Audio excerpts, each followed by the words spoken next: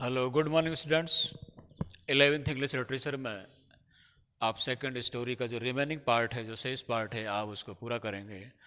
और ये स्टोरी है जो चल रही है, ए पेयर ऑफ मुस्टैशियोज, दो मूँछों वाले व्यक्ति की कहानी, दो मूँछों की कहानी, एक मूँछों का जोड़ा, कैसे भी हम इसको कह सकते हैं। तो इस प्रकार से इसमें एक जो होता है आजम खान नाम का व्यक्ति, वो अपने टाइगर मुस्टास की नकल किसी को नहीं करने देता। और मनी लैंडर जो रामानंद है, अगर वो नकल करता है, उसकी कॉपी करता है, तो उसको अपनी बकरी जैसी स्टाइल बनाने के लिए, उस पर दबाव बनाने के लिए वो अपनी प्रॉपर्टी को उसको धीरे धीरे दे देता है और अंत में वो कंगाल हो जाता है। ये कहानी चल रही थी, तो यहाँ पर एक प्रकार का विवाद खड़ा हुआ। वो रामानंद कहता है, मनी लैंडर कहता है कि आप अपनी पूरी प्रॉपर्टी जब मेरे पास गिरवी रख देंगे तो मैं बिल्कुल भी टाइगर मुस्टास, टाइगर जैसी स्टाइल में मुझे नहीं रखूँगा। तो खान कहता है कि भाई मैं आपका विश्वास कैसे कर लूँ, मेरे पास क्या सबूत है कि आप अपना वादा निभाओगे। इसमें एक वर्ड आया है, कीप द वर्ड। अब कीप द वर्ड का मतलब होता है यहाँ पर प्रॉमिस, वायदा निभाना, कि मेरे पास क्या प्रूफ है कि आप अपना वायदा निभाओगे। तो उससे आगे हम इस कहानी को पढ़ते हैं, we shall drop a deed. Deed का मतलब होता है, अब डीड को हम कह सकते हैं रिटन डॉक्यूमेंट कह लो इसको, या फिर इसको कोई लीगल डॉक्यूमेंट कह लो।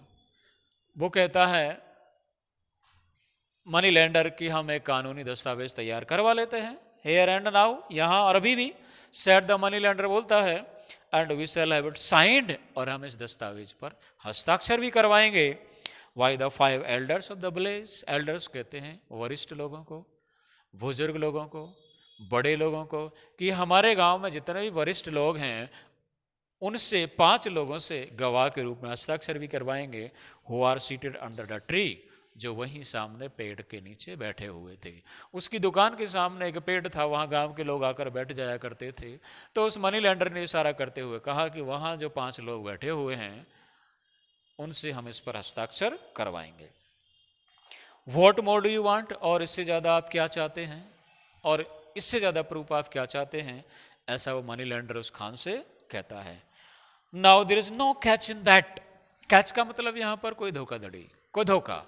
अब यहाँ इसमें तो कोई धोखे की बात है नहीं। Put in the landlord, put in का मतलब होता है यहाँ हस्तक्षेप करके बीच में कुछ बोलना, जिसको हम कहते हैं इंटरप्टेड टू से। तो गांव का जमींदार जो वहीं बैठा हुआ था पेड़ के नीचे, उन दोनों की बात के बीच में हस्तक्षेप करके, यानी बीच में बात को काट कर क्या बोला, इसमें तो कोई धोखा है नहीं भाई। And 4 others elders will come to court, और वो ये भी कहता है वो जमींदार कि मेरे साथ 5 और लोग अदालत में आएंगे आपके साथ, एज विटनेस, गवाह के रूप में, ऑन योर बिहाफ। बिहाफ कहते हैं आपकी तरफ से, आपकी ओर से। अगर मान लो कोई धोखाधड़ी या मनी लैंडर करता है, ये साहूकार करता है, तो हम 5 लोग अदालत में जाएंगे आपके गवाह के रूप में। If it doesn't keep his moustache, यदि ये साहूकार अपनी मूछों को बनाए नहीं रखता है, टू द गॉट स्टाइल, बकरी जैसी स्टाइल में, एवर आफ्टरवर्ड्स, इसके बाद में। जमींदार भी उस खान को विश्वास दिला देता है कि मान लीजिए आप कोई इकरारनामा कर लेते हैं, लीगल डॉक्यूमेंट लिख देते हैं, और 5 हम लोग गवाह के रूप में साइन करेंगे, उसके बावजूद भी यदि ये मनी लैंडर बकरी जैसी स्टाइल में नहीं रखता अपनी मूछों को, तो हम आपकी तरफ से और साहूकार के खिलाफ कोर्ट में गवाही देंगे। आई शैल एक्सकम्युनिकेट हिम फ्रॉम रिलीजन। और वहाँ गांव का पुजारी जो है वो भी आ जाता है।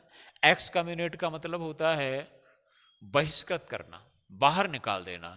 वो गांव का जो पुजारी है वो कहता है कि मैं साहूकार को इसके धर्म से बहिष्कृत कर दूंगा। If he doesn't keep his word, keep his word मैंने यहाँ लिखा वायदा निभाना, प्रोमिस, कि यदि ये साहूकार अपना वायदा नहीं निभाता है तो मैं इसको धर्म से बहिष्कृत कर दूंगा।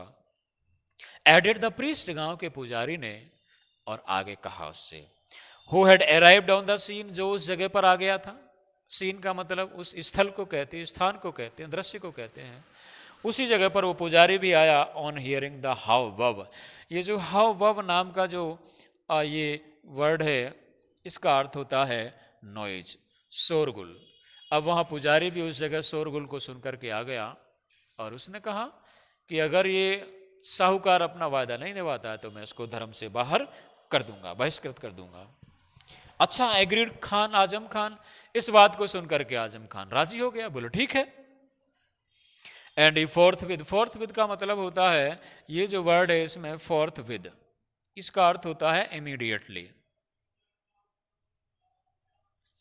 तुरंत।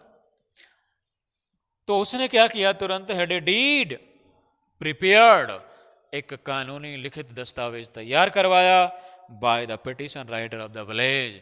पिटीशन राइटर का मतलब होता है ऐसे दस्तावेज करने वाला, तैयार करने वाला व्यक्ति, लिखने वाला व्यक्ति जो उसी गांव का है, उससे एक डॉक्यूमेंट तैयार करवाया। Who set smoking his hubble bubble, hubble bubble ये गांव के लोगों को पीने का शौक होता है। हावल बवल हम हुक्का को कहते हैं, जो स्मोकिंग के लिए काम आता है। तो वो जो पिटीशन राइटर था उस गांव का, वो भी वहीं पास में बैठा हुआ था, जो अपना हुक्का पी रहा था, उसी पेड़ के नीचे उससे लिखित डॉक्यूमेंट तैयार करवा लिया गया। एट दिस डॉक्यूमेंट, और दस्तावेज, transferring all his household goods and chattels, इस दस्तावेज में लिखा गया कि ये खान अपनी पूरी संपत्ति, चैटल्स कहते हैं प्रॉपर्टी को, हाउस होल्ड गुड्स कहते हैं घरेलू वस्तुओं को, वो सारी हस्तांतरित कर देगा उस साहूकार को। वो signed in the presence of 5 elders of the village. तो ऐसे दस्तावेज पर 5 गांव के वरिष्ठ लोगों की उपस्थिति में हस्ताक्षर कर दिए गए। डॉक्यूमेंट तैयार हो गया एंड सील्ड, और उस पिटीशन राइटर के द्वारा उस पर अपनी मोहर भी लगा दी गई, सील लगा दी गई।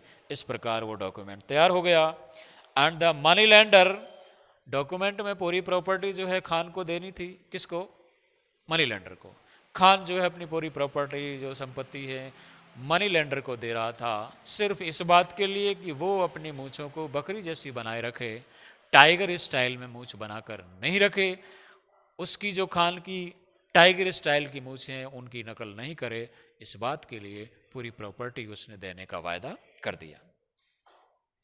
The money lender fourth with brought the both tips, brought लाया, और शीघ्र ही वो साहूकार अपनी मूछ की दोनों नोकों को लाया नीचे की ओर, down, and kept them glowed, और ऐसा लगा मानो उनको चिपका लिया हो, ग्लोड चिपका लिया हो, इन द गॉट स्टाइल, बकरी जैसी स्टाइल यानी मूछों की शैली के रूप में, एप्रोप्रिएट टू हिज ऑर्डर, जो उसके जैसे सामाजिक वर्ग के लिए उपयुक्त होती हैं। या ऑर्डर का मतलब आदेश नहीं है, सिर्फ एक सोशल क्लास के लिए आया है। सोशल क्लास का मतलब यहाँ पर जो ये साहूकार लोग होते हैं, परचून की दुकान करने वाले बढ़िया टाइप लोग होते हैं, उनके लिए बकरी जैसी मूछों की बात कही गई है। उसी अनुरूप उसने अपनी मूछें बना ली, लग रही थी मानो चिपका लिया हो उनको बकरी की स्टाइल में। एज सून एज, जो ही, हाँ, only as soon as Khan Azam Khan back was turn, और जैसे ही आजम खान ने अपनी पीठ मोड़ी अपने घर की ओर जाने के लिए, he matter to the peasants seated nearby, nearby कहते हैं पास में, सीटेड मीन्स बैठे हुए। मटर का मतलब होता है धीमी आवाज में बोलना, बड़बड़ाना। तो उसने बड़बड़ाते हुए उन किसानों की तरफ कहा जो पास में बैठे हुए थे, माय फादर वॉज ए सुल्तान, मेरा पिता एक सुल्तान था। अब सुल्तान लोग जो मुगलों के दरबार में पहले मंत्री सभासद जो लोग रहते थे, वो ऐसे टाइगर स्टाइल में मूछ रखा करते थे। तो खान उनका वंशज अपने आप को समझता है, तो उसने चलते हुए कहा वहाँ पास बैठे किसानों को सुनाने के लिए कि मेरा पिता एक सुल्तान था। एंड दे लाफ टू सी, अब वहाँ जो लोग किसान थे वो ये देखकर हंसने लगे। The Khan give a special twist to his moustache, जाते समय खान अपनी मूछों को विशेष तरीके से ऐंठ रहा था। ट्विस्ट, ऐंठना, मरोड़ना, बल देना, वो बड़ी अच्छे विशेष तरीके से अपनी पूंछों को बल देते हुए, मरोड़ते हुए, ऐंठते हुए जा रहा था। एज ही वॉकड अवे, जब वो गया, maintaining the valiant uprightness, maintain बनाए रखना, वेलियंट कहते हैं बड़े साहसी, बहादुरी दिखाने वाली। अपराइटनेस का मतलब सीधी ऊपर की ओर खड़ी हुई, ऊपर की ओर उठी हुई। तो सीधी ऊपर की ओर उठी हुई जो बहादुरी का प्रतीक मानी जाती है, ऐसी मूछ बनाते हुए, to the symbol of his ancient, जो कि उसकी प्रतीक के रूप में थी उसकी एंशियंट एंड नोबल फैमिली, उसके काफी प्राचीन काल से चली आ रही और जो श्रेष्ठ परिवार है उसका, सुल्तान के वर्ग का, मुगलों के दरबार के सभासद या मंत्रियों के वर्ग का, उसी प्रकार की बहादुरी दिखाने वाली ऊपर उठी हुई मूछें बनाता हुआ खान वहाँ से चला गया। Though he had become a pauper, यद्यपि पॉपर बड़ा अच्छा वर्ड है, ये PAUPER, इसको वेरी पुअर, बहुत गरीब या कंगाल, हालांकि वो पूरी तरह कंगाल बहुत गरीब बन गया था। उसने अपनी पूरी जो प्रॉपर्टी थी सिर्फ अपनी मूछों के उस अहम को बरकरार रखने के लिए, जो पुरानी उसकी पीढ़ियों से चली आ रही है कि वो भाई टाइगर स्टाइल तो वही लोग रख सकते हैं, ये बढ़िया है, ये साहूकार है, ये टाइगर जैसी मूछों की नकल क्यों कर रहा है, सिर्फ इसी बात के लिए उसने सारी प्रॉपर्टी उस साहूकार को दे दी और खुद कंगाल हो गया उसके लिए।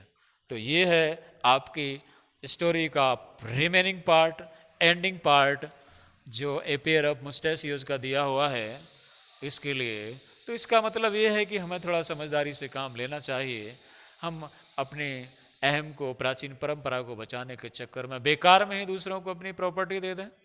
अगर मान लो दूसरे लोग उसको फॉलो कर रहे हैं तो ये गलत बात है।